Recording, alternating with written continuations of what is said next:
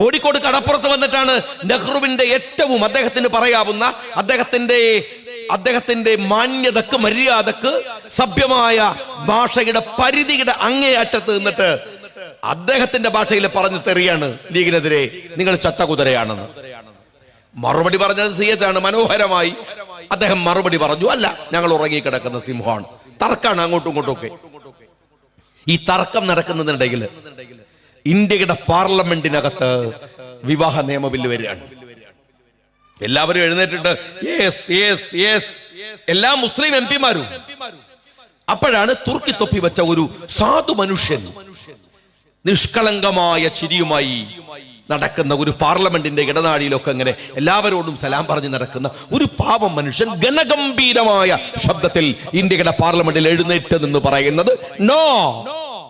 എല്ലാവരും അങ്ങോട്ട് നോക്കുമ്പോൾ ഒരു സാധു മനുഷ്യൻ.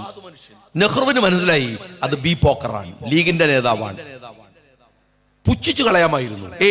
ഈ സമുദ്രം പോലെ കിടക്കുന്ന പാർലമെന്റിലെ ഒരു അപശബ്ദം നെഹ്റുവിനെ അവഗണിക്കാം.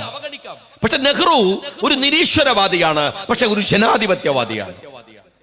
കമ്മ്യൂണിസ്റ്റുകാരെ മനസ്സിലാക്കണം, നെഹ്റു പറഞ്ഞത് ബി പോക്കറിന്റെ ശബ്ദം ഈ പാർലമെന്റിൽ ഒറ്റപ്പെട്ടതാണ്. പക്ഷെ ഇന്ത്യയിൽ അങ്ങനെയല്ല. ഇന്ത്യയിലെ മുസ്ലിങ്ങളുടെ ശബ്ദമാണ് പോക്കർ ഇവിടെ ഉയർത്തിയത്. ആ ബില്ല് പാസ്സായില്ലേ? കമ്മ്യൂണിസ്റ്റുകാരൻ ചിന്തിക്കാൻ കഴിയുമോ അങ്ങനെ ഒരു കാര്യം? ആലോചിക്കാൻ കഴിയുമോ ഈ ജനാധിപത്യ ബോധം? ഞങ്ങൾ തർക്കമുണ്ട്, പക്ഷെ ജനാധിപത്യവരാണ്. ആ മര്യാദക്കെ ഞങ്ങൾ അങ്ങോട്ടും ഇങ്ങോട്ടൊക്കെ പറയണത്. കോൺഗ്രസ് ഇനിയും ഇന്ത്യയിൽ ഭരിക്കണമെന്ന് ഞങ്ങൾ പറയാൻ കാര്യം എന്താ? ഞങ്ങള് ഇതിലും നന്നായിട്ട് കോൺഗ്രസിന് ചീത്ത പറയാൻ ഞങ്ങൾക്ക് അവസരം കിട്ടണമെന്ന് വിചാരിച്ചിട്ടാണ്.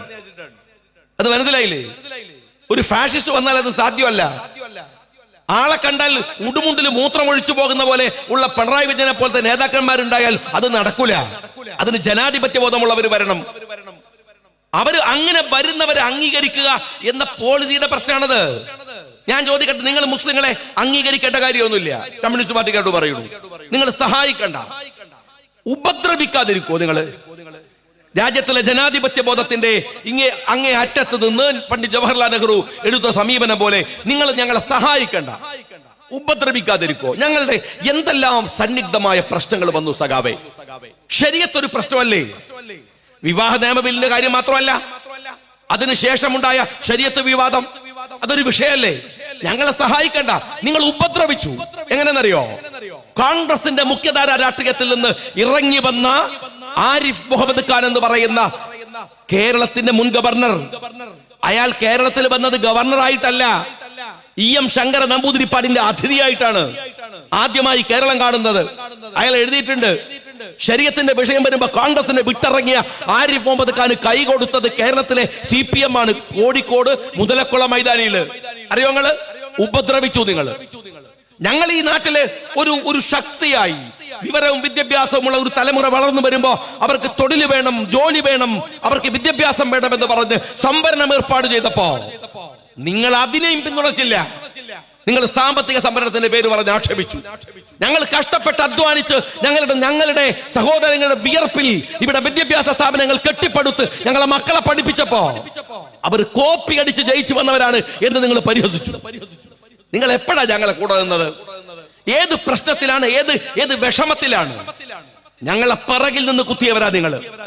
എന്ന് മാത്രമല്ല, പൊരുതി ജയിച്ചു വന്ന ഒരു ജനതയാണ് മലപ്പുറത്ത്.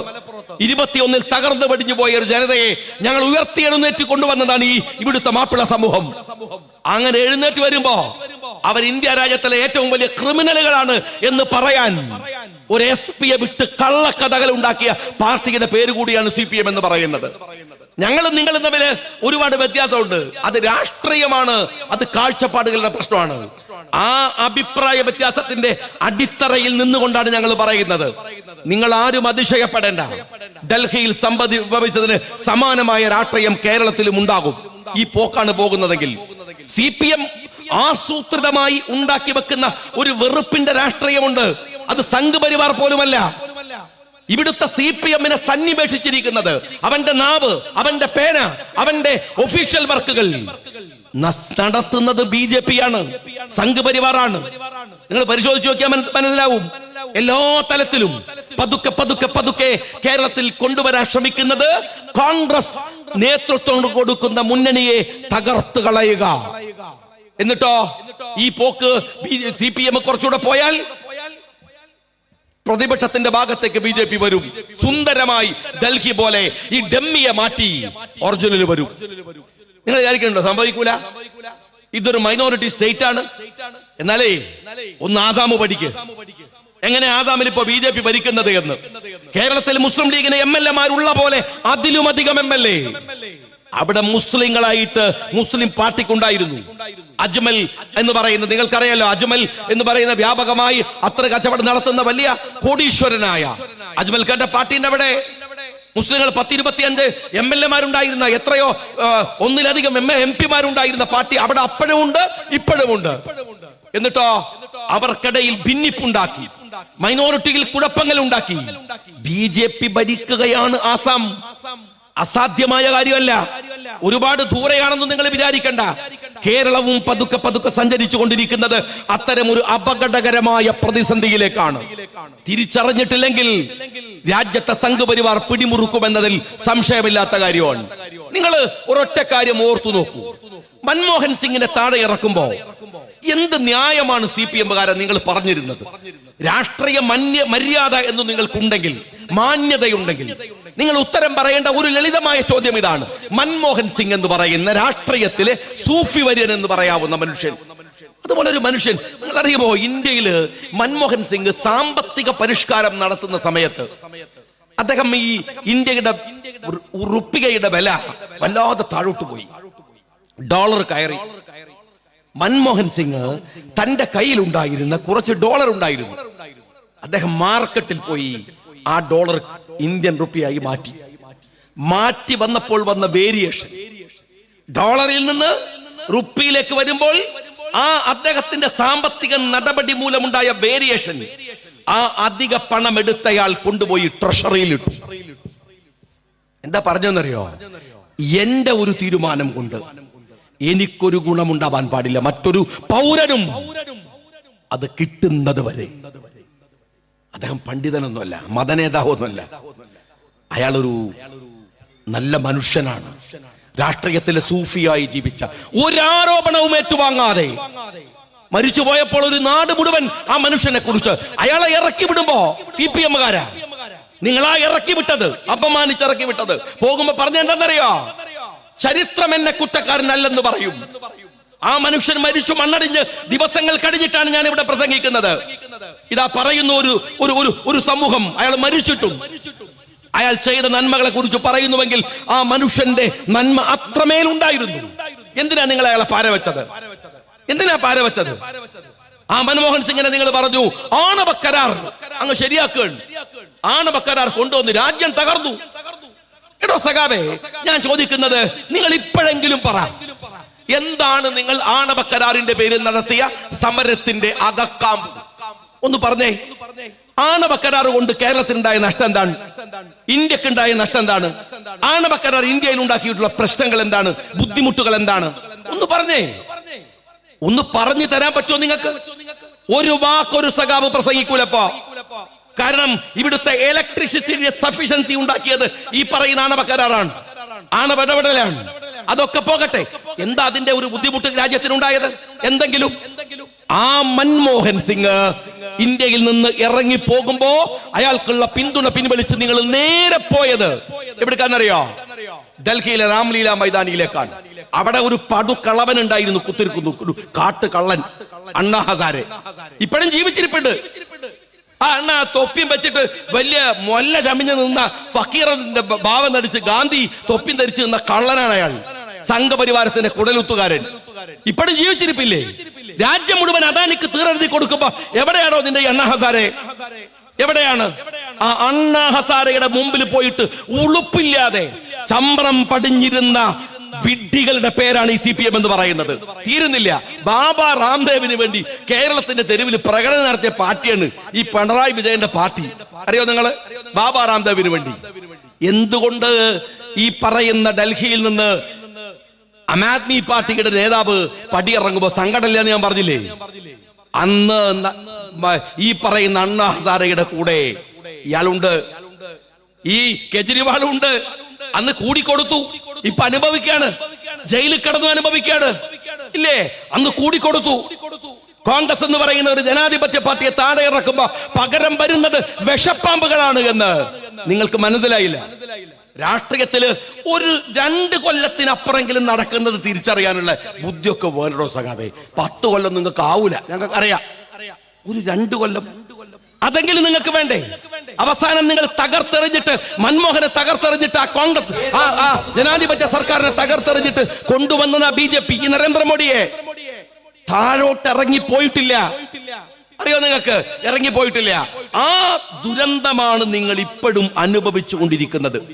നിങ്ങൾ ഈ നാട്ടില് ദീർഘവീക്ഷണത്തോടെ, ഞാൻ CPM-കാരോട് ചോദിക്കട്ടെ, നിങ്ങൾ ഈ എന്തെങ്കിലും ഒരു സ്റ്റേറ്റ്മെന്റ് വരുമ്പോ അതിന്റെ ഇടയിൽ തെറി പറയാൻ കുറെ സഖാക്കളെ ഇറക്കിയിട്ട് മാത്രം കാര്യമില്ല. നിങ്ങൾക്ക് അങ്ങനെ കുറെ വിഡ്ഢികളായ അണികൾ ഉള്ളത് കൊണ്ട് ജീവിച്ചു പോകുന്ന കുറെ നേതാക്കന്മാരാണ് CPM-ന് ഉള്ളത്. അതൊക്കെ ശരിയാണ്. പക്ഷെ ഞാൻ ഒരു വിനീതമായ ഒരു കാര്യം ചോദിക്കട്ടെ, നിങ്ങൾ ഈ നാട്ടിലെ ഏത് സമൂഹത്തിന്റെ കൂടെയാണ് നിങ്ങൾ സിൻസിയർ ആയിട്ട് നിന്നത്? തൊഴിലാളികളുടെ കൂടെ നിന്നിട്ടുണ്ടോ? പാവപ്പെട്ടവന്റെ കൂടെ നിന്നിട്ടുണ്ടോ? കേരളത്തിൽ ഒരുപാട് സമുദായങ്ങൾ ശാക്തീകരിച്ചിട്ടില്ലേ? ഇവിടുത്തെ മുസ്ലിം സമുദായം ശാക്തീകരിച്ചു. നിങ്ങൾ എന്തെങ്കിലും കോൺട്രിബ്യൂട്ട് ചെയ്തിട്ടുണ്ടോ?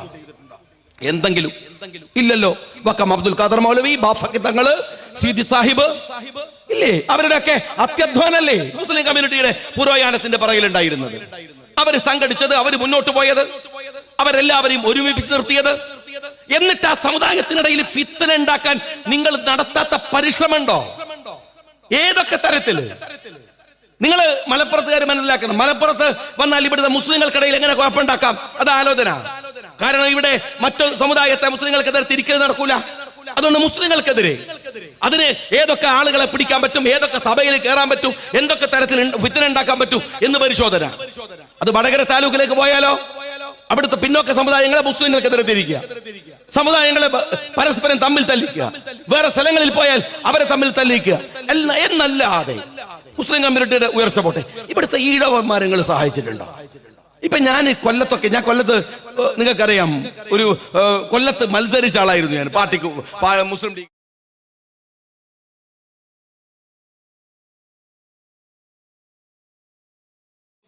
ഒരു ഗൾഫുകാരുടെ വീടൊക്കെ നമ്മൾ കാണാറില്ലേ?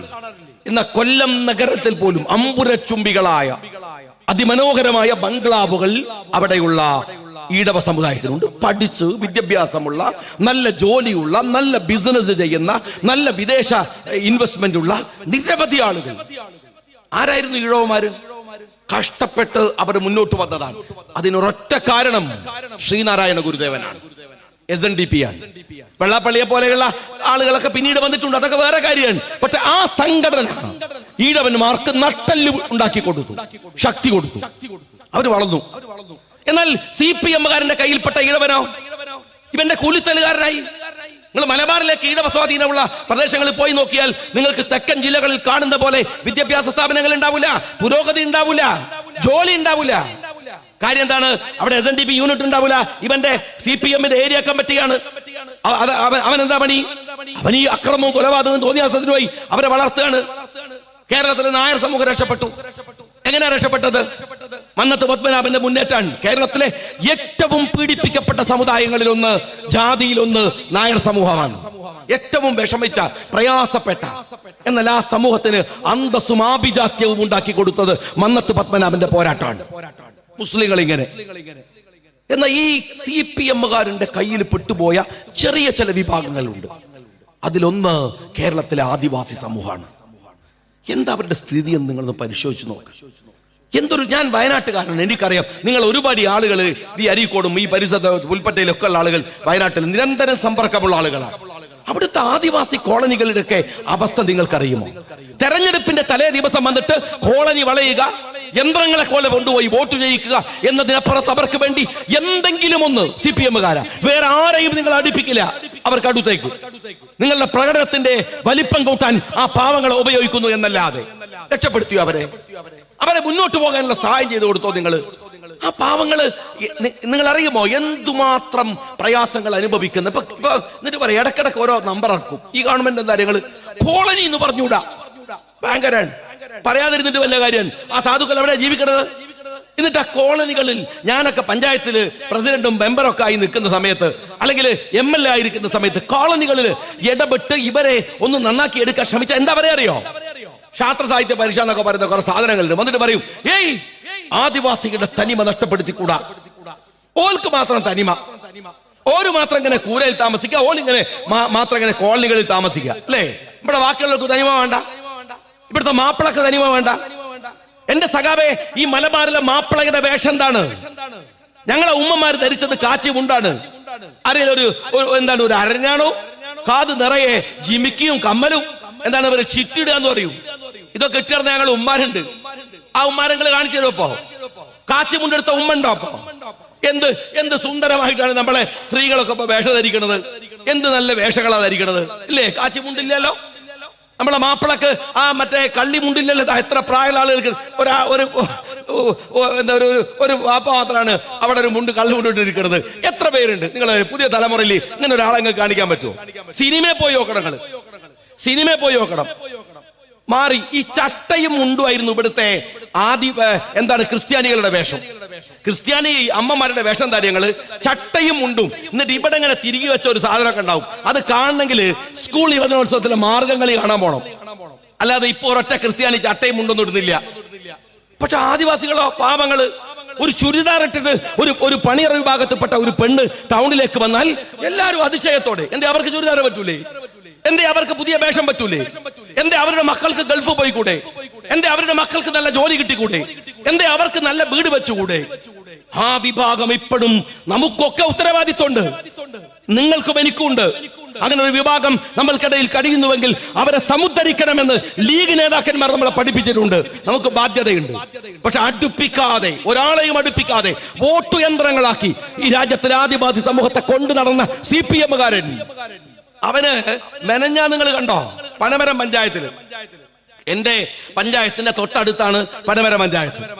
ആ പഞ്ചായത്തില് CPM-ന്റെ ഭരണം പോയി, പുതിയ ഭരണം വന്നപ്പോ UDF-ന് ഭരണം കിട്ടി, ലീഗിന് പ്രസിഡന്റ് പദം കിട്ടി. ജനറൽ വനിതയാണ് പഞ്ചായത്ത് ബോർഡ് പ്രസിഡന്റ് ആവേണ്ടത്. ഞങ്ങൾക്ക് നോക്കുമ്പോ 2-3 വനിതകളുണ്ട്. അവരിൽ ഞങ്ങൾ നോക്കിയപ്പോ ബഹുമാന്യനായ സാദിഖ് അലി ശിഹാബ് തങ്ങളുടെ അടുത്ത് പഞ്ചായത്ത് കമ്മിറ്റിയൊക്കെ പോയി ലിസ്റ്റ് കൊടുത്തപ്പോ തങ്ങൾ പറഞ്ഞു, ഒരു ആദിവാസി വനിതയുണ്ട്, എഫിഷ്യന്റ് ആണ്, അവരാവട്ടെ. അവരെ പ്രസിഡന്റ് ആക്കി. ഇവിടെ പുൽപ്പറ്റ പഞ്ചായത്തിന് വിവരം അറിഞ്ഞോ? നിങ്ങളെ പഞ്ചായത്ത് ബോർഡ് പ്രസിഡന്റ് വിവരം അറിഞ്ഞോ? കാരണം ഞങ്ങളത് കെട്ടു ഓടിച്ചിട്ട് ഭയങ്കര സംഭവം എന്നൊന്നും പറഞ്ഞില്ല. ഞങ്ങൾക്കിത് സ്വാഭാവികമാണ്. ഞങ്ങൾ ജയിപ്പിച്ചെടുത്ത, കോണി ചിഹ്നത്തിൽ ജയിപ്പിച്ചെടുത്ത 2-3 വനിതകളിൽ നിന്ന് ഒരാളെ ഞങ്ങൾ തെരഞ്ഞെടുത്തു. അത് ആദിവാസിയായി. അവിടെ വന്ന് CPM-ന്റെ നേതാവ് പ്രസംഗിച്ചെന്താണെന്നറിയോ? മുസ്ലിം പെണ്ണുങ്ങളെ വഞ്ചിച്ചു ലീഗ്. അടുത്ത തെരഞ്ഞെടുപ്പിൽ വോട്ട് ചോദിച്ചു വരുമ്പോ മുസ്ലിം ലീഗിനെ പാഠം പഠിപ്പിക്കണം മുസ്ലിങ്ങളെ. എന്തൊരു തെമ്മാടിത്തരാണോ നീയൊക്കെ പറയണത്? എന്തൊരു തോന്നിവാസികളാണ് നിങ്ങളൊക്കെ. എങ്ങനെ നിന്നൊക്കെ കൈകാര്യം ചെയ്യേണ്ടത്? ഒരു ലീഗിന്റെ പഞ്ചായത്തിൽ ഒരു ആദിവാസിയെ പ്രസിഡന്റ് ആക്കിയത് നിനക്കെന്താണോ ചൊറിച്ചില്? നീയോ ചെയ്യണില്ല. ഞങ്ങൾക്ക് ഈ ജെൻഡർ പൊളിറ്റിക്സിനകത്ത്, ഈ സാമുദായിക രാഷ്ട്രീയത്തിനകത്ത്, ഈ പുതിയ സാമൂഹ്യ ക്രമത്തിനകത്ത് ഞങ്ങൾക്കൊരു വിശ്വാസ രീതിയുണ്ട്. എന്താണെന്നറിയോ സഖാബേ? അത് ജെൻഡർ ഇക്വാലിറ്റി അല്ല, ജെൻഡർ ജസ്റ്റിസ് ആണ്. ജെൻഡർ ഇക്വാലിറ്റി തട്ടിപ്പാണ്. ഏതായാലും തട്ടിപ്പിന്റെ ഒരു മൂർത്ത ഭാവം ഞാൻ പറയട്ടെ. ജെൻഡർ ഇക്വാലിറ്റി എന്താ അറിയോ നിങ്ങള്? സ്ത്രീ പുരുഷ സമത്വം എന്താണെന്നറിയോ? പിണറായി വിജയൻ പത്രസമ്മേളനം നടത്തുമ്പോ തൊട്ടടുത്ത കസേരയിൽ ശൈലജ ടീച്ചർക്ക് വിധിക്കാം. Gender equality. പിണറായി ഇടത്തിരിക്കുന്നു, ശൈലജ ടീച്ചർ വലത്തിരിക്കുന്നു. എന്നാൽ മുഖ്യമന്ത്രിയാവാൻ ആര് എന്ന ചോദ്യത്തിൽ ജെൻഡർ ഇക്വാലിറ്റി ഇല്ല. അവിടെ ആരാണ്? അവിടെ പിണറായി വിജയൻ തന്നെയാണ്. കഴിവുള്ള ശൈലജ ടീച്ചർ അല്ല. എന്നാൽ നീ മനസ്സിലാക്കിക്കോ, ഞങ്ങളുടെ കാര്യത്തിൽ അങ്ങനെയല്ല. ഞങ്ങൾ ജെൻഡർ ഇക്വാലിറ്റിയുടെ കൂടെ അല്ല, ജെൻഡർ ജസ്റ്റിസ് ആണ്. അത് ഇപ്പൊ തുടങ്ങിയതല്ല. അള്ളാഹുവിന്റെ പ്രവാചകൻ സല്ലല്ലാഹു അലൈഹി വസല്ലം തങ്ങൾ 1400 കൊല്ലങ്ങൾക്കപ്പുറത്ത് ഞങ്ങള് നബിദിനത്തൊക്കെ പ്രസംഗിക്കുമ്പോ ഞങ്ങൾ പറയില്ല, പെൺകുട്ടിയാണെന്നറിഞ്ഞാൽ കുടിച്ചു മൂടിയിരുന്ന എന്നൊക്കെ പറഞ്ഞിട്ടാണ് ഞങ്ങള് ആ ഖുറൈശി കാലത്തെ, അന്നത്തെ പ്രവാചകന്റെ ജനിച്ചു വീണ മക്കയെ കുറിച്ച് ഞങ്ങൾ വിശേഷിപ്പിക്കാറ്. അങ്ങനെയാണ് പെൺകുട്ടികളെ കുഴിച്ചു മൂടുന്ന. സഖാവേ, തനിക്കറിയോ ആ പെൺകുട്ടികളെ കുഴിച്ചു മൂടുന്ന പ്രാകൃതമായ അറബ് ലോകത്ത് ഖദീജ റളിയല്ലാഹു അൻഹ ഒരു ബിസിനസ്സുകാരിയായിരുന്നു. അബ്ദുൽ മുത്തലിബിനെ പോലെയുള്ള പ്രാമാണികരായ ആളുകൾക്കിടയിൽ ഒരു പെണ്ണ്, ഒരു വനിത വ്യവസായിയാണ് എന്ന് മാത്രമല്ല, ആ സ്ത്രീയുടെ കീഴിൽ അള്ളാഹുവിന്റെ പ്രവാചകനെ പണിയെടുപ്പിച്ചു. അള്ളാഹു അറിയോ നിങ്ങള്? അവരുടെ കീഴില് എന്താ കാര്യം? അവിടെ ജസ്റ്റിസ്, ബിസിനസിന്റെ കാര്യത്തിൽ ഖദീജ റളിയല്ലാഹു അൻഹയാണ് മുമ്പിൽ നിൽക്കുന്നത്. പ്രവാചകൻ അത്രത്തോളം എത്തിയിട്ടില്ല. തൊഴിലാളി നിങ്ങൾ മനസ്സിലാക്കണം, ഇത് ഇസ്ലാമിന്റെ കാഴ്ചപ്പാടാണ്. പ്രവാചകനെ കൊണ്ടുപോയി അള്ളാഹുവല്ലേ തീരുമാനിക്കുന്നത് അവിടെ ജോലിക്ക്? എന്താ കാര്യം? അവിടെ വ്യവസായി ഖദീജ റളിയല്ലാഹു അൻഹയാണ്, അവർക്കാണ് മികവ്. സ്ത്രീകൾക്ക് പുരുഷനേക്കാൾ കഴിവുണ്ടോ? അത് അംഗീകരിക്കണം. വിവരമുണ്ടോ? അംഗീകരിക്കണം. വിദ്യാഭ്യാസമുണ്ടോ? അംഗീകരിക്കണം. അല്ലാണ്ട് ഇക്വാലിറ്റി എന്ന തട്ടിപ്പല്ല. ഇന്ന് വരെ കേരളത്തിലെ, ഇന്ത്യയിലെ ഒരു പാർട്ടി സെക്രട്ടറി ആയിട്ട് ഒരു പെണ്ണിനെ കൊണ്ടുവരാത്തവര്, ഒരു സ്ത്രീയെ കൊണ്ടുവരാത്തവര്, ഇന്ത്യയിലെ പല സ്റ്റേറ്റുകളിൽ അധികാരം കിട്ടിയിട്ട് ഒരു സ്ത്രീയെ മുഖ്യമന്ത്രിയാക്കാത്തവര്, ഗൗരിയമ്മ എന്ന ഒരു സ്ത്രീ മുഖ്യമന്ത്രിയാവുമോ എന്ന് കണ്ട് സവർണവാദിയായ EM ശങ്കരൻ നമ്പൂതിരിപ്പാട് മുതൽ പാരവെച്ചവര്, ശൈലജ സീറ്റരങ്ങാനും 2ാം തവണ മുഖ്യമന്ത്രിയായി വരുമോ എന്ന് ഭയപ്പെട്ടിട്ട് പാരവെച്ചോടിച്ച് പിണറായി വിജയൻ. ഈ പാരമ്പര്യം അല്ലാതെ നിങ്ങൾക്ക് സ്ത്രീകളോട് മര്യാദ കാണിച്ച പാരമ്പര്യം ഉണ്ടോ കമ്മ്യൂണിസ്റ്റുകാരാ? എന്നിട്ടാണോ ആദിവാസികളോട് ആ ആദിവാസി സമൂഹത്തിൽ നിന്ന് ഒരു സ്ത്രീ മുസ്ലിം ലീഗ് ഭരിക്കുന്ന, UDF ഭരിക്കുന്ന ഒരു പഞ്ചായത്തിന്റെ അമരത്വത്തിയപ്പോ ചൊറിച്ചിൽ വരുന്ന എന്റെ പാർട്ടിയുടെ വികാരം എന്താണെന്ന് ഈ നാട്ടിലെ ജനങ്ങൾക്ക് നന്നായിട്ട് മനസ്സിലാവും. നിനക്ക് അല്ലെങ്കിൽ എന്താണ് നിനക്ക് മനസ്സിലാവുക? ഞാൻ പിന്നെയും ചോദിക്കാണ്, ഇന്ന് നിങ്ങളൊരു ബില്ല് കണ്ടോ? എന്താ ബില്ല്? സ്വകാര്യ സർവകലാശാലകൾ വരികയാണ്. സ്വകാര്യ സർവകലാശാല. ഇത് എത്ര ഉളുപ്പില്ലാതെയാണ് കേരളത്തിലെ വിദ്യാഭ്യാസ മന്ത്രി ബിന്ദു ഇത് പ്രഖ്യാപിക്കുന്നത് അറിയോ? 2016 സ്വകാര്യ വിദ്യാഭ്യാസ രംഗത്ത് ഒരു വലിയ വിപ്ലവം ഉണ്ടാക്കാൻ ഒരു ആഗോള വിദ്യാഭ്യാസ കോൺഫറൻസ് സംഘടിപ്പിക്കാൻ തീരുമാനിച്ചു ഉമ്മൻചാണ്ടി, അബ്ദുൾ റബ്ബ്, രണ്ടുപേർ. ആ തീരുമാനം ഉണ്ടാക്കിയപ്പോ അതിന്റെ ചുമതല നയതന്ത്ര വിദഗ്ധനായിരുന്ന TP ശ്രീനിവാസനാണ്. ആ TP ശ്രീനിവാസൻ എന്ന് പറയുന്ന ഒരു മനുഷ്യനെ, ആ മനുഷ്യന്റെ മകന്റെ പ്രായം പോലും ഇല്ലാത്ത ഒരു എടരണം കെട്ട SFI-കാരൻ അടിച്ച് താഴെയിടുന്നത്, ദേഹത്ത് കരിയോയിൽ ഒഴിക്കുന്നത് ഇപ്പോഴും TV ദൃശ്യങ്ങളിലുണ്ട്. അങ്ങനെയാണല്ലോ നിങ്ങൾ മക്കളെ പഠിപ്പിക്കുന്നത്, SFI-യെ പഠിപ്പിക്കുന്നത്. എന്ത് തെമ്മാടിത്തരത്തിനും പറഞ്ഞു വിടാനാണല്ലോ SFI-യുടെ മെമ്പർഷിപ്പ് കൊടുക്കുന്നത്, അല്ലേ? ആ മനുഷ്യനെ അടിച്ച് താഴെയിട്ടിട്ട് നിങ്ങൾ ഈ സ്വകാര്യ ബില്ലിനെതിരെ നിങ്ങൾ രംഗത്ത് വന്നു. നിങ്ങളൊരു പാട്ടുണ്ടല്ലോ, പുഷ്പനെ അറിയാമോ? ഇല്ലേ സഖാവേ? അത് പിന്നെ ആഫീസിലൊന്നിട്ട് പുഷ്പനെ അറിയാമോ? ബിന്ദുനൊന്ന് കേൾപ്പിച്ചു കൊടുക്ക്, പുഷ്പനെ അറിയാമോ? ബിന്ദുവിന്റെ പുയ്യാപ്പിളല്ലേ വർഗീയ രാഘവൻ, അവനെ കേൾപ്പിച്ചു കൊടുക്ക്, പുഷ്പനെ അറിയാമോ? നിങ്ങളൊക്കെ മറന്നുപോയാലും പുഷ്പനെ ഞങ്ങൾക്ക് അറിയാം. കാരണം കേരളത്തിലെ ചെറുപ്പക്കാരായ കുട്ടികളുടെ 8.5 കൊല്ലം കൊന്നവരാണ് നിങ്ങളൊക്കെ. 8.5 കൊല്ലം അറിയോ നിങ്ങള്? 2 ബാച്ച് പുറത്തിറങ്ങേണ്ട സമയം കഴിഞ്ഞു. എന്നിട്ട് ഇപ്പൊ ബിന്ദുവിനോട് പത്രക്കാർ ചോദിച്ചപ്പോ പറയാ, മൂർത്തമായ സമയത്ത് മൂർത്തമായ തീരുമാനം. മനുഷ്യന്മാർക്ക് തിരിയാത്ത കുറെ ഡയലോഗ് ഉണ്ട്. മൂർത്തം തന്നെ ആണല്ലോ പറഞ്ഞ് മാറിപ്പോയിട്ടില്ലല്ലോ. തീരുമാനം കേട്ടിട്ട് വേറെ എന്തോ പ്രക്രിയയുടെ സമയത്ത് എടുത്ത തീരുമാനം പോലെ ഉണ്ട്. അതുകൊണ്ട് ചോദിച്ചാണ്, മൂർത്തം തന്നെയാണല്ലോ. എന്റെ ബിന്ദു, ഞാൻ ചോദിക്കണത്, നിങ്ങളുടെയൊക്കെ തലയില് ഒരു ചളിയെന്നൊന്നും പറഞ്ഞൂടാ. കേരളത്തിലെ ഒരു ഉന്നത വിദ്യാഭ്യാസ മന്ത്രിയല്ലേ, ഒരു നിങ്ങളുടെ SFI-കാരനോട് പറ, ആ TP ശ്രീനിവാസൻ ജീവിച്ചിരിപ്പുണ്ട്, ഒന്ന് മാപ്പ് പറയാൻ പറയണോ? ഒന്ന് മാപ്പ് പറയാൻ പറയും. ഒന്ന് പറയെങ്കിലും ചെയ്യാം. മനുഷ്യൻ ജീവിച്ചിരിപ്പില്ലേ? ആരെങ്കിലും വിഡ്ഢിയാക്കണത്? എന്നിട്ട് ഇന്ന് SFI-യുടെ സ്റ്റേറ്റ്മെന്റ് എന്നറിയോ? അങ്ങനെ വിടുന്ന പ്രശ്നമില്ല, വിദ്യാർത്ഥികളുമായി ചർച്ച ചെയ്യണം, വേറൊന്നുമില്ല. അബ്ദുറബ് ചർച്ച ചെയ്യൂലേ? നിങ്ങൾ എത്ര പ്രാവശ്യം ചർച്ചയ്ക്ക് വിളിച്ചു? ഈ പറയുന്ന SFI-യെ എത്ര തവണ ചർച്ചയ്ക്ക് വിളിച്ചു?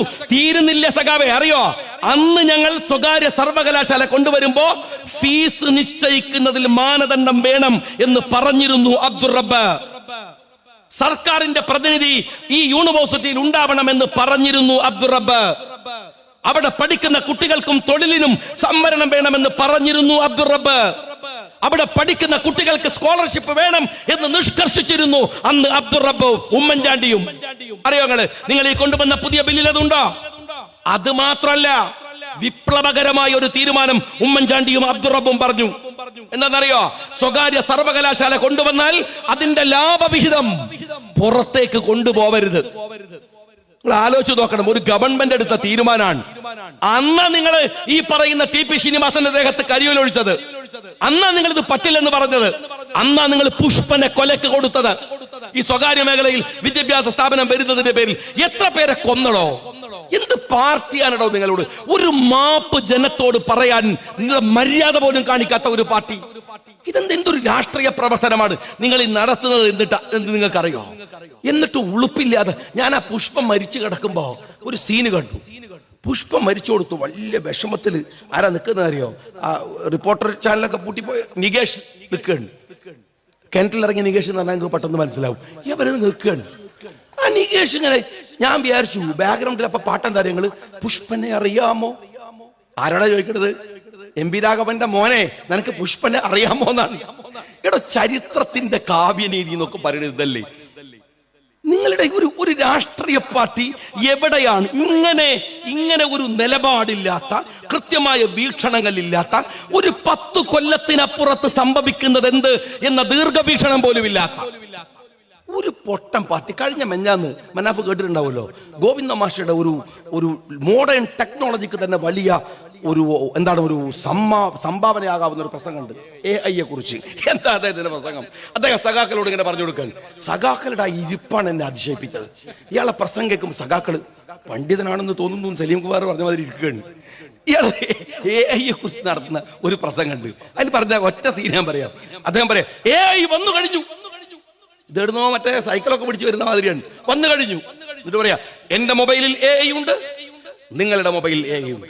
നിങ്ങൾക്കൊരു അതിശയം കേൾക്കണം. എന്താ പറയാണ്? എന്റെ ഒരു സുഹൃത്ത് കഴിഞ്ഞ ആഴ്ച ഈ കണ്ണൂരിലെ ബീച്ചിൽ നിന്ന് കടലിന്റെ പശ്ചാത്തലത്തിൽ ഒരു ഫോട്ടോ എടുത്തു. കുറച്ച് കഴിഞ്ഞിട്ട് ഈ ഫോട്ടോ AIക്ക് കൊടുത്തപ്പോ നോക്കുമ്പോ ഇവൻ ഒരു മഞ്ഞുമലയുടെ മുകളിൽ ഇരിക്കുന്ന പോലെയുള്ള ഫോട്ടോ. എന്താ അല്ലേ ഏത് AI? എന്റെ ഗോവിന്ദ, ഇത് ഫോട്ടോഷോപ്പാണ്. ഈ ആപ്പ് ഫോണിൽ ഒരു 10 കൊല്ലം മുമ്പ് ഇറങ്ങിയ ആപ്പാണ്. AI എവിടെ കിടക്കണ്? ഈ ഫോട്ടോഷോപ്പ് എവിടെ കിടക്കണ്? എല്ലാവർക്കും എല്ലാം അറിയണമെന്നില്ല ഗോവിന്ദ. പക്ഷെ അറിയാത്തത് എന്താണ് എന്നുള്ള അറിവെങ്കിലും അവനാണ് വേണ്ടേ? അതൊരു മിനിമം വേണ്ടേ? ഈ ആളുകളെ പറ്റിക്കുന്നതിന് കണക്ക് വേണ്ടേ? എന്നാ ഞാൻ ഗോവിന്ദനോട് എന്താ AI എന്ന് ചെറുതായിട്ട് പറഞ്ഞുതരാം. മൊത്തം നല്ല ഞാൻ അതേ എന്ന് വിചാരിക്കണ്ട. നിങ്ങള് ChatGPT എടുത്തിട്ട് കുട്ടികള് ഒന്ന് ചോദിക്കൂ, ഹു ഈസ് ഗോവിന്ദൻ? അപ്പൊ ChatGPT ചോദിക്കും, വിച്ച് ഗോവിന്ദൻ? ഏത് ഗോവിന്ദൻ?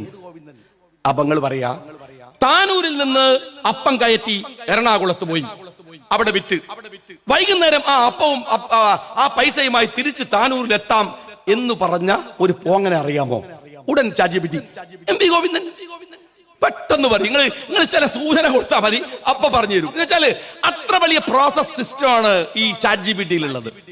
ChatGPT-യുടെ പ്രോസസ് എന്ന് പറഞ്ഞാൽ അതിശയിപ്പിക്കുന്ന, മനുഷ്യന്റെ കപ്പാസിറ്റിയെ അതിശയിപ്പിക്കുന്ന ഒരു സിസ്റ്റമാണ് ഈ ChatGPT അല്ലെങ്കിൽ AI എന്ന് പറയുന്നത്. ഇപ്പൊ ഈ കഴിഞ്ഞ ആഴ്ചയിൽ ലോകത്ത് ഒരുപാട് വലിയ വലിയ മാറ്റങ്ങൾ ഉണ്ടായി. ഇപ്പോ AI-യുടെ പ്ലാറ്റ്ഫോം അല്ലെങ്കിൽ അതിന്റെ ഒരു കോർഡിനേഷൻ, ഒരു പ്ലാറ്റ്ഫോം, LLM-ന്റെ ലാർജ് ലേണിംഗ് മോഡൽ എന്നാണ് ഇതിന് പറയാ. അതിന്റെ ഒരു പ്ലാറ്റ്ഫോം എന്ന് പറയാം, OpenAI ആണ്.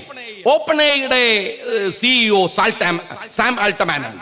സാം ആൾട്ടമാൻ അവിടുന്ന് മാറ്റുന്നു, പിന്നെ അയാളെ പുനഃസ്ഥാപിക്കുന്നു.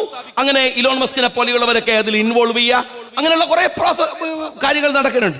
കഴിഞ്ഞ ആഴ്ചയില് ഈ പറയുന്ന സാം ആൾട്ടമാൻ പറഞ്ഞു, ഇതാ ChatGPT കഴിയുന്നു 03 വരെ. ChatGPT-യുടെ പ്രോസസ് ഒരു 10 സ്ഥലത്ത് വെച്ചായിരുന്നെങ്കിൽ നിങ്ങൾ ചോദിക്കുന്ന ചോദ്യങ്ങളുടെ ഉത്തരം പറയാവുന്ന പ്രോസസ് അതിന്റെ മൾട്ടിപ്പിൾ റേഞ്ചിലേക്ക് പോവാണ്. മൾട്ടിപ്പിൾ പ്രോസസ് നടക്കുകയാണ്. അത്ര ശീഘ്രമായി, അത്ര ഭീകരമായി നിങ്ങളുടെ മുമ്പിൽ ഉത്തരങ്ങൾ പറയാൻ മിടുക്കായി ChatGPT-യുടെ 03 വരെയാണ്. എന്നിട്ട് അദ്ദേഹം പറഞ്ഞു, ആർട്ടിഫിഷ്യൽ സൂപ്പർ ഇന്റലിജൻസ് വരെയാണ്. ഇതൊക്കെ പറഞ്ഞ് ലോകത്തിൽ ഇങ്ങനെ അമേരിക്ക ഇത്തരം കാര്യങ്ങളൊക്കെ പറഞ്ഞിങ്ങനെ നിൽക്കുമ്പോഴാണ് നമുക്കറിയാലോ, ഈ ചൈന എന്ന് പറഞ്ഞാല് അമേരിക്കയും ജപ്പാനും ഒക്കെ കഷ്ടപ്പെട്ട് ബുദ്ധിമുട്ടി കോടികൾ മുടക്കിയിട്ട് ഒരു സാധനം കണ്ടുപിടിക്കും. ചൈന 2 ദിവസം കൊണ്ട് അതിന്റെ ഡ്യൂപ്ലിക്കേറ്റ് ഉണ്ടാക്കും. അത് ചൈനയുടെ ഒരു രീതിയാണ്. ഇത് സാധാരണ നമ്മൾ ഈ ഡ്യൂപ്ലിക്കേറ്റ് ചെറിയ സാധനം ഉണ്ടാക്കുന്ന പോലത്തെ ഒരു പണിയല്ല. ChatGPT അല്ലെങ്കിൽ ഞാൻ നേരത്തെ പറയുന്ന പോലെ 03 ഈ LLM എന്ന് പറയുന്ന പ്ലാറ്റ്ഫോം, OpenAI നമുക്ക് സങ്കല്പിക്കാനാവാത്ത കോടാനു കോടിയുടെ കളിയാണ്. ആ രംഗത്തേക്ക് കഴിഞ്ഞ 2 ആഴ്ച മുമ്പ് ഒരു സുപ്രഭാതത്തിൽ ചൈനയുടെ ചാറ്റ്ബോട്ട് വന്നു, ഡീപ് സീക്ക് വന്നു. ആപ്പിൾ സ്റ്റോറിൽ നിന്നൊക്കെ അങ്ങനെ ഭീകരമായ ഡൗൺലോഡിങ് നടന്നു. ഒരൊറ്റ ദിവസം മാത്രം $600 ബില്യൺ NVIDIA അടക്കമുള്ള ചിപ്പ് നിർമ്മാതാക്കൾക്ക് നഷ്ടം. ഒരു ദിവസം ട്രില്യൺ ഡോളറുകൾ നഷ്ടമായി. അതിഭീകരമായി അമേരിക്ക അങ്ങനെ ഞെട്ടിത്തെരിച്ചു നിൽക്കുകയായിരുന്നു ചൈനയുടെ ഈ കളി കണ്ടിട്ട്. അപ്പൊ ചൈന എന്നൊക്കെ ഇടക്കിടക്ക് പത്രത്തിൽ അവിടെ ഇവിടെ ഒക്കെ വാർത്ത വന്നു. അപ്പം ഗോവിന്ദ മാഷ് എഴുന്നേറ്റു. ചൈന എന്നിട്ട് ഊപ്പർ എഴുന്നേക്കുമല്ലോ. അങ്ങനെയാണ് മൂപ്പര് സ്റ്റേറ്റ്മെന്റ് ഇറക്കിയത്. സ്റ്റേറ്റ്മെന്റ് എന്താണോ, അത് ഏതാണ് ഈ ഇഷ്യൂ ഉണ്ടായതെന്നോ അതിന്റെ പ്രോബ്ലം. എന്റെ ഗോവിന്ദ മാഷെ സഖാക്കളോട് ഞാൻ പറയാം, ഈ ആർട്ടിഫിഷ്യൽ ഇന്റലിജൻസ് ഉണ്ടാക്കുന്ന പ്രശ്നം ഫോട്ടോഷോപ്പിന്റെ കേസൊന്നും അല്ല, തൊഴിലിന്റെ പ്രശ്നമല്ല. ഒരുപാട് ധാർമ്മികമായ പ്രശ്നങ്ങൾ അതുണ്ടാക്കുന്നുണ്ട്. ഇപ്പൊ ഏറ്റവും ലേറ്റസ്റ്റ് ആയിട്ട് പറഞ്ഞാൽ, ഇവിടെ ഫലസ്തീൻ യുദ്ധത്തില് AI വെപ്പണുകൾ ഉപയോഗിച്ചു എന്ന് വരെ നമ്മൾ കേൾക്കുകയാണ്. മനുഷ്യന്റെ എക്സിസ്റ്റൻസിനെ ചോദ്യം ചെയ്യുന്ന ഒരു സിസ്റ്റമാണ് വരുന്നത്. എന്തിനാണ് നീ എന്നൊരു കമ്പനി ചോദിക്കും. കാരണം എന്താ വെച്ചാൽ, നിന്നോട് പറയുന്ന ഒരു പണി നീ എടുക്കുന്നതിന്റെ 1000-1 സമയം വേണ്ട ഒരു AI ആ പണി തീർക്കാൻ. മനുഷ്യന്റെ ബുദ്ധിയുടെ പ്രവർത്തനങ്ങളുടെ മൾട്ടിപ്പിൾ വർക്ക് ചെയ്യാൻ പറ്റുന്നതാണ് AIക്ക്. മനുഷ്യന്റെ എക്സിസ്റ്റൻസിനെ ചോദ്യം ചെയ്യും. ഇപ്പോ നൂറ ചിപ്പ് എന്ന് പറയുന്ന ഒരു ചിപ്പ് ഇലോൺ മസ്ക് ഈ അടുത്ത് പറഞ്ഞു. എന്ന് വെച്ചാല് എന്റെ തലച്ചോറ് കൊണ്ട് എനിക്ക് മോസ് മൂവ് ചെയ്യിക്കാൻ പറ്റും. അംഗവൈകല്യമുള്ളവർക്കൊക്കെ ഇരുന്നിട്ട് മോസ് അങ്ങോട്ട് പോട്ടെ, മോസ് ഇങ്ങോട്ട് പോട്ടെ എന്ന് വിചാരിച്ചാൽ മതി. മോസ് അങ്ങനെ അവിടെ പോയി ക്ലിക്ക് ചെയ്യും. അപ്പം പറയുന്നു. ഇപ്പൊ ഉദാഹരണത്തിന് ഇപ്പോ മനാഫിന്റെ തലയിൽ ഈ നൂറ ചിപ്പ് ഘടിപ്പിച്ചു നോട്ടുക. എന്നപ്പോ എനിക്കിപ്പോ മനസ്സിലാവും മനാഫ് എന്താ ചിന്തിക്കുന്നത്. ഈ ചെങ്ങായി ഇതെപ്പ നിർത്തിയിട്ട് വേണം എനിക്കൊന്ന് പോരെ പോകാന്നാണ് മനാഫ് വിചാരിക്കുന്നത്. അതപ്പം എനിക്ക് മനസ്സിലാവും. എന്ന് വെച്ചാൽ വേറൊരാളുടെ ചിന്തയെ എനിക്ക് അറിയാൻ കഴിയുന്ന തരത്തിലുള്ള വലിയ പ്രശ്നമാണത്. ഞാൻ വഫിയ കുട്ടികളുടെ കലോത്സവം നടക്കുമ്പോൾ എറണാകുളത്ത് ഹക്കീം ഉസ്താദിനോട് ചോദിച്ചു, ഹക്കീം ഉസ്താദേ, നിങ്ങൾ ഇപ്പോൾ ഈ കുട്ടികളൊക്കെ വന്നിരിക്കുന്നു, പണ്ഡിതന്മാർ അവർ വന്നിരിക്കുന്നു, അവരുടെ ഉത്തരവാദിത്തങ്ങൾ നിർവഹിച്ചു കഴിഞ്ഞു. എന്നാൽ ഇനി ആ കുട്ടികൾ മുമ്പിൽ ഫേസ് ചെയ്യുന്ന പ്രശ്നം എന്താ അറിയോ? ഇപ്പൊ നമ്മളിപ്പോ ഒരു ഇഫ്ല് കോളേജ് ഉണ്ടാക്കുകയാണ്. 100 കുട്ടികളെ ഹാഫിലാക്കണം, പഠിക്കണം, ബുദ്ധിമുട്ടി എത്ര മാസത്തെ പണിയുണ്ട്. അപ്പോ ഹക്കീം ഉസ്താദ് പോയിട്ട് ഇലോൺ മസ്ക് ഒരു ഡിസ്കഷൻ, ഒരു 100 ചിപ്പ്, വിശുദ്ധ ഖുർആന്റെ 100 ചിപ്പ്, ഈ ചിപ്പ് ഈ കുട്ടികളെ തലയെ പിടിപ്പിച്ചാൽ ഹാഫിലായി. അതിന്റെ ഫിഖ് എന്താ? ഞാൻ ഉസ്താദിനോട് ചോദിച്ചു, അതിനൊരു ഫിഖ് ആണല്ലോ. കാരണം ഇത് സംഭവിക്കാതെക്കൂല, ഇത് സംഭവിക്കും. നിങ്ങളൊരു കുട്ടിയെ ധാർമ്മികത പഠിപ്പിക്കണോ? അവന്റെ തലച്ചോറിൽ നിങ്ങൾ ന്യൂറോ ചിപ്പ് വർക്ക് ചെയ്യിച്ചാൽ അവൻ നിങ്ങൾ വിചാരിക്കുന്ന പോലെ കൊണ്ടുപോകാം, നല്ലത് ജയിക്കാം. ടെക്നോളജിയാണ്. അപ്പം വന്നിട്ട് ഈ ഗോവിന്ദ മാഷ് അന്തംകമ്പി വർത്താനം, ഫോട്ടോഷോപ്പിന്റെ വർത്താനം. ഇവിടെ ലോകത്ത് മുഴുവൻ ഇമ്മാതിരി ഡിസ്കഷനുകൾ നടന്നു കൊടുക്കുന്ന സമയത്ത് എന്റെ സഖാക്കളെ, നിങ്ങൾ ചെയ്തുകൊണ്ടിരിക്കുന്ന കാര്യത്തെക്കുറിച്ചുള്ള ഈ പൊട്ടത്തരങ്ങളെ കുറിച്ച് ഇപ്പോ നിങ്ങളുടെ പാർട്ടി സമ്മേളനം നടക്കുകയല്ലേ, ഞാൻ നിങ്ങളോട് ചോദിക്കുന്നത്, ഒരു മിനിമം മര്യാദ നിങ്ങൾ കാണിക്കണ്ടേ? നിങ്ങൾ 8.5 കൊല്ലം ഭരിക്കുകയാണ്, നിങ്ങൾ എന്താ ചെയ്തത്? ഒരു ചെറിയൊരു പ്രോഗ്രസ് റിപ്പോർട്ട്. ഇവിടെ ഇപ്പൊ ലീഗ് ഓഫീസ് വന്നു, ഒരു ചെറിയ ഓഫീസാണ്, വലിയ ഇതൊന്നല്ല. അതിന്റെ കമ്മിറ്റി ഇല്ലേ, ഓൾക്കൊരു ബുക്ക് ഉണ്ട്, അതിലൊരു കണക്കുണ്ട്. ആ സമയത്ത് വായിക്കട്ടെ, എത്ര വന്നു എന്ന് പറയണ്ടേ? അതല്ലേ ഒരു മര്യാദ? നിങ്ങൾ 8.5 കൊല്ലം രാജ്യം ഭരിക്കല്ലേ? ഇവിടെ ഓരോ ചെയ്തെന്ന ഞങ്ങളുടെ സാധനങ്ങളുടെ വില കുറച്ചോ, വീട്ടിന്റെ നികുതി കുറച്ചോ, കറണ്ട് ബില്ല് കൂട്ടാതിരുന്നോ, കുട്ടികളുടെ സ്കൂൾ ഫീസ് കുറക്കാതിരുന്നോ, ഞങ്ങളുടെ ഹോസ്പിറ്റലിൽ കൊടുക്കുന്ന OP ടിക്കറ്റിൽ നിങ്ങൾ എത്ര തവണ കൂട്ടി? അങ്ങനെ ചോദിച്ചു വന്നാൽ ഏതിലാ ഞങ്ങൾക്കൊരു ആശ്വാസം തന്നെങ്കിൽ? എന്തെങ്കിലും ഒരു കാര്യത്തിൽ ഞാൻ ചോദിക്കട്ടെ, നിങ്ങൾ ഒരു ബസ്സുമായിട്ട് ആലിബാബി 41 കള്ളന്മാരെന്ന് പറഞ്ഞ പോലെ ഒരു പിണറായി വിജയന് 20 കള്ളന്മാരും കൂടി ഒരു യാത്ര നടത്തിയിട്ടില്ലേ ഒരു ബസ്സിൽ? അതിനെക്കുറിച്ച് നിങ്ങളുടെ അഭിപ്രായം എന്താ? ഞാൻ CPM ചോദിക്കും, പാർട്ടി സമ്മേളനത്തിൽ പറയണ്ടേ, നമ്മൾ പോയതുകൊണ്ട് ഇന്നെന്ന സ്ഥലമൊക്കെ കണ്ടെന്നെങ്കിലും പറയണ്ടേ? ഒരു റിപ്പോർട്ട് വേണ്ടേ? നാട്ടിലെ ജനങ്ങളുടെ മുമ്പിലൂടെ 140 നിയോജക മണ്ഡലങ്ങളിൽ ഓടിയതല്ലേ, ഒരു റിപ്പോർട്ട് വെക്കണ്ടേ? AK ബാലൻ പറഞ്ഞു, നിങ്ങൾ എന്താ UDF പറയുന്നത്? എന്ത് പൊട്ടത്തരാങ്ങൾ പറയുന്നത്? ആ ബസ്സല്ലേ ബാംഗ്ലൂർ എറണാകുളം റൂട്ടിൽ ഓടിക്കൊണ്ടിരിക്കുന്നത്? അതായിരുന്നു പ്രശ്നം. ആ ബസ് ബാംഗ്ലൂർ എറണാകുളം റൂട്ടിൽ ഓടാത്ത പ്രശ്നമായിരുന്നു ഈ 21 ആൾക്കാരെയും കൂടി പോയത്. നിങ്ങൾ എന്തിനായിരുന്നു പോയത്? കക്കൂസ് അടക്കം ഫിറ്റ് ചെയ്ത്, ലിഫ്റ്റ് അടക്കം ഫിറ്റ് ചെയ്ത്, ഞങ്ങളെ പൈസ അല്ലടോ, അല്ലാതെ പിണറായി വിജയന്റെ തറവാട്ടിൽ നിന്ന് കൊണ്ടുവന്ന പൈസ ഒന്നല്ലല്ലോ. ഞങ്ങളെ പൈസ അല്ലേ? ഉത്തരം പറയണ്ടേ പാർട്ടി സമ്മേളനത്തിന്? എന്താ ഉണ്ടായത്? നിങ്ങൾ എന്താ ഈ 8 കൊല്ലം കൊണ്ട് ഇവിടെ നടത്തിയത്? ആർക്കാ ഉപകാരം ചെയ്തത്? ഏത് മേഖലയിലെ വികസനം ഉണ്ടായത്? അത് പറയാൻ ബാധ്യതല്ലേ? അല്ലാതെ പിണറായി വിജയൻ വന്നിട്ട് ഈ വർഗീയത പ്രസംഗിക്കല, അതല്ലെങ്കിൽ വിജയരാഘവൻ വന്നിട്ട് മുസ്ലിങ്ങളെ ചീത്ത വിളിക്കല, അതുമല്ലെങ്കിൽ ഈ പറയുന്ന മോഹനെ പോലെയുള്ളവർ തെമ്മാടിത്തരം പറയല. അല്ലല്ലോ, ജനങ്ങളോട് പറയണം എന്താ ചെയ്തത്, എന്താ ഞങ്ങൾ വിട്ടുപോയത്, ഇനി എന്താ ഞങ്ങൾ ചെയ്യാൻ പോണത്, അതല്ലേ പറയേണ്ടത്. അത് അങ്ങനെ ഒരു കാര്യം പറയാൻ ഇല്ല എന്ന് മാത്രമല്ല. ഇപ്പൊ ബജറ്റ് വന്നു, ആ ബജറ്റിനകത്ത് നിങ്ങൾ നോക്ക്, ഏത് തരത്തിലുള്ള ഇടപെടലാണ് ജനങ്ങൾക്ക് ഉപകാരപ്രദമായി നിങ്ങൾക്ക് ചെയ്യാനാവുക. ഞാൻ ഇവിടുന്ന് പറഞ്ഞാൽ മനസ്സിലായി, പിണറായി വിജയൻ എല്ലാ യോഗത്തിനും പ്രസംഗിക്കണം എന്താ, ജമാഅത്തെ ഇസ്ലാമിയുമായി കൂട്ടുകൂടരുത്, ലീഗിനോട് ഞങ്ങളോട്.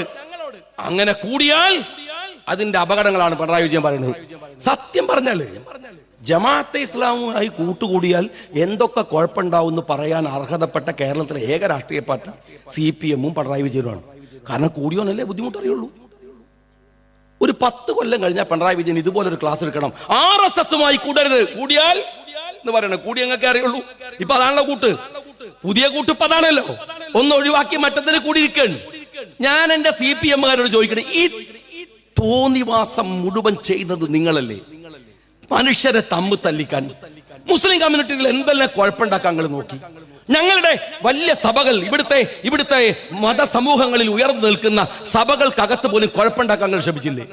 അവിടെ പോയിട്ട് അതിന് പറ്റുന്ന ആൾക്കാരെ പിടിച്ചിട്ട് ഞങ്ങൾ അങ്ങോട്ട് ശരിയാക്കാൻ നിങ്ങൾ വിചാരിച്ചില്ലേ?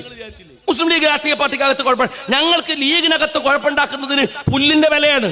അത് നേരിടാനുള്ള കപ്പാസിറ്റി ഒക്കെ ഇന്ത്യൻ യൂണിയൻ മുസ്ലിം ലീഗിനുണ്ട്, ഒരു പ്രശ്നമില്ല. പക്ഷെ ഇവിടുത്തെ ഒരു മതസമൂഹമുണ്ട്, പരസ്പരം സ്നേഹിച്ചും ഇഷ്ടപ്പെട്ടും എന്നാൽ അതിനിടയിൽ ജനാധിപത്യപരമായി തർക്കിച്ചും ഒക്കെ കഴിയുന്ന ഒരു സമൂഹമുണ്ട്. അവരെ തമ്മിൽ തല്ലിക്കണോ? അവരെങ്ങനെ അങ്ങോട്ടും ഇങ്ങോട്ടും കുഴപ്പമുണ്ടാക്കാൻ നിൽക്കണോ? അത് ശരിയായ പണിയാണോ? അതാണോ ചെയ്യേണ്ടത്? ഞങ്ങൾക്കൊരു പാരമ്പര്യമുണ്ട്. ഞങ്ങളുടെ നേതാക്കന്മാരാരാണ്? ഞങ്ങളുടെ നേതാക്കന്മാർ ബാഫക്കിതകളാണ്. സഖാക്കൾ പഠിച്ചിട്ടുണ്ടോ? ബാഫക്കിതകളെ മനസ്സിലാക്കിയിട്ടുണ്ടോ? ആ വലിയ തലയിക്കെട്ടും ആ ഗാംഭീര്യവും അതിങ്ങനെ കണ്ടാലൊന്നും പോരാ, ഒന്ന് പഠിച്ചു നോക്കണം. ഇവിടുത്തെ സഖാവിനൊക്കെ അദ്ദേഹത്തിൽ നിന്ന് പഠിക്കാൻ മാസങ്ങൾ പഠിച്ചാൽ തീരൂല. അദ്ദേഹത്തിന്റെ രാഷ്ട്രീയ ജ്ഞാനത്തെ കുറിച്ച് 921 കലാപം തച്ചു തകർത്ത ഈ മലബാറിലെ മാപ്പിള മക്കളെ സമുദ്ധരിക്കാനുള്ള ഉത്തരവാദിത്തം ഏറ്റെടുത്ത പ്രധാനിയായിരുന്നു ബാഫക്കി തങ്ങൾ. അദ്ദേഹം ഇവിടുത്തെ എല്ലാവരെയും ഒരുമിപ്പിച്ച് നിർത്തിയിട്ടുണ്ട്, എല്ലാവരെയും. അതറിയണോ? അന്ന് എത്തിങ്ങാൻ, ഇപ്പൊ എത്തിങ്ങാൻ എന്തിനാ? എത്തിയും കുട്ടി വീട്ടിൽ ഇരുന്നോട്ടെ, നമ്മൾ സഹായിച്ചോളാതാണ്.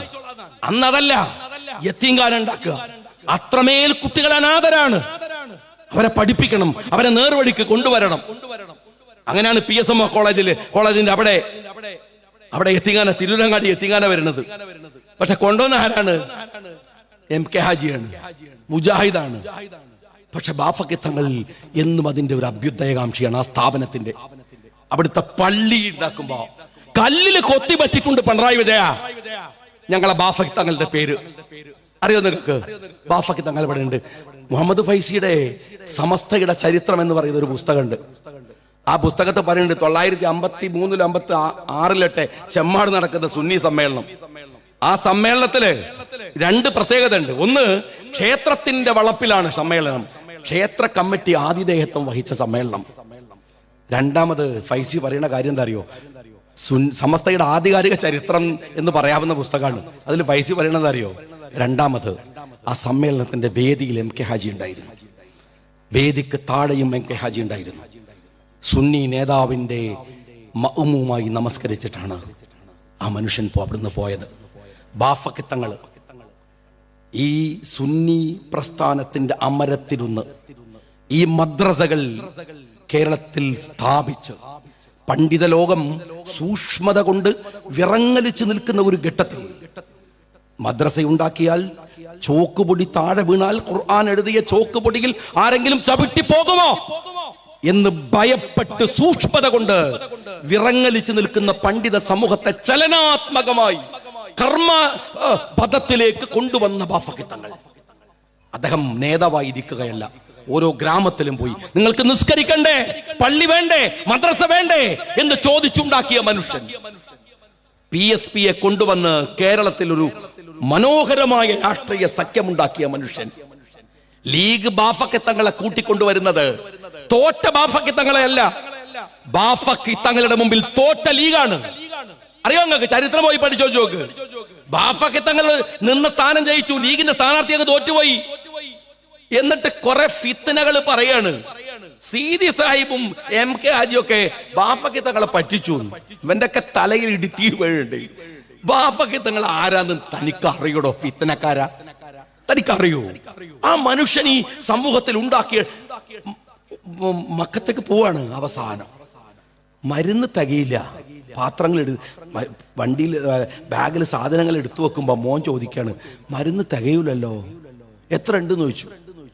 ഇത്രേ ഉള്ളൂ, എന്നാ വാങ്ങണ്ട, അത് മതിയാകും. അത് മതിയായിരുന്നു. ജീവിച്ചില്ല. പിന്നെ ജന്നത്തുൽ മഹല്ലയിൽ മറപെട്ട് കിടക്കുകയാണ്. ആ മനുഷ്യനുണ്ടാക്കിയ ഒരു കൾച്ചർ ഉണ്ട്. അതിന്റെ മോളിൽ കയറിയിട്ടാണ് 4 വോട്ടിന് വേണ്ടി വൃത്തികെട്ട കളി കളിക്കാമെന്ന് പിണറായി വിജയനൊക്കെ വിചാരിക്കണത്.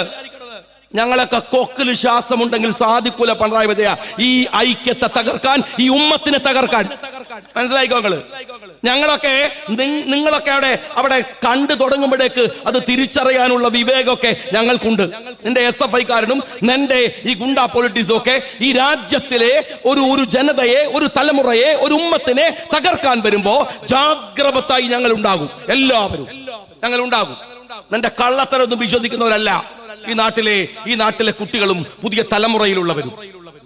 നിങ്ങൾ ഇപ്പൊ കൊണ്ടുവന്ന ഒരൊറ്റ സ്വാശ്രയ ബില്ലില്ലേ, അത് മതി വിശദീകരിച്ചാൽ നിങ്ങൾ എത്ര ഊളകളാണ് എന്ന് ഈ ലോകത്തിന് മനസ്സിലാക്കാൻ, നിങ്ങൾക്ക് എത്രത്തോളം മുന്നോട്ട് പോകാൻ കഴിയുമെന്ന്. അതുകൊണ്ട് ഈ നാട്ടിലെ ഓഫീസ്, ഈ നാട്ടിലെ ചെറുപ്പക്കാരുടെ, കുട്ടികളുടെ, വൃദ്ധന്മാരുടെ, മനുഷ്യരുടെ, സ്ത്രീകളുടെ എല്ലാത്തിന്റെയും നാട്ടിന്റെ ഉന്നമനത്തിൽ അതിനൊരു പങ്കുണ്ടായിട്ടില്ലെങ്കിൽ പിന്നെ നിങ്ങൾ ഇതിനു വേണ്ടി അധ്വാനിച്ചതിനൊന്നും ഒരു റിസൾട്ട് ഉണ്ടാവില്ല. അതുണ്ടാവണം എന്ന് അഭ്യർത്ഥിച്ചുകൊണ്ട് നിർത്തുന്നു.